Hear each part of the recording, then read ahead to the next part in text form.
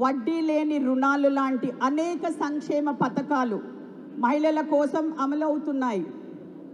GHMC పరిధిలో మాత్రమే 50,764 సంఘాలు ఉండగా వీటిలో 5,09,958 మంది మహిళా సభ్యులు ఉన్నారు.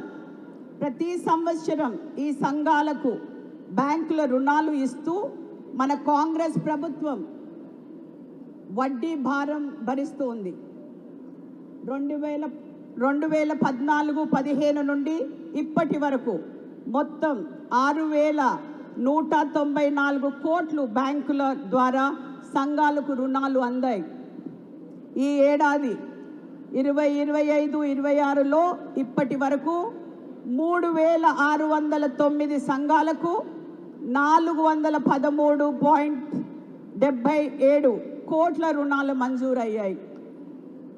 ప్రభుత్వం భరిస్తూ వడ్డీ రేటు 8.5 నుండి 14 వరకు ఉంటుంది.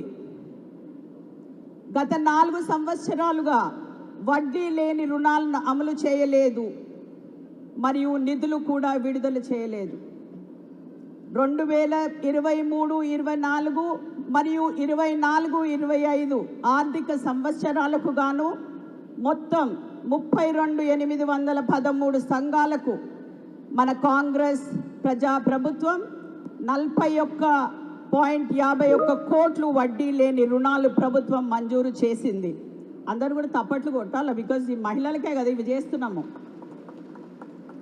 జూబ్లీ హిల్స్ నియోజకవర్గం పరిధిలో మాత్రమే 813 సంఘాలకు 84 లక్షలు విడుదల చేసి 8,130 మంది మహిళా లబ్ధిదారులకు ప్రయోజనం చేకూర్చాం.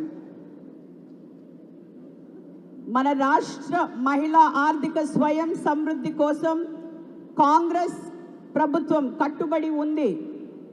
కోటి మహిళలు కోటీశ్వరులు కావాలి అనే కలను నిజం చేసేందుకు ఈ వడ్డీ లేని రుణాలు ఒక పెద్ద పునాది.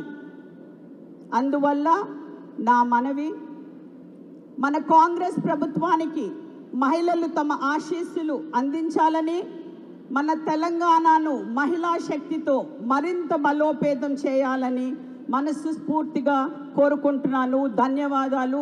మరొకసారి మహిళలందరికీ కూడా శుభాకాంక్షలు తెలియజేస్తున్నాను.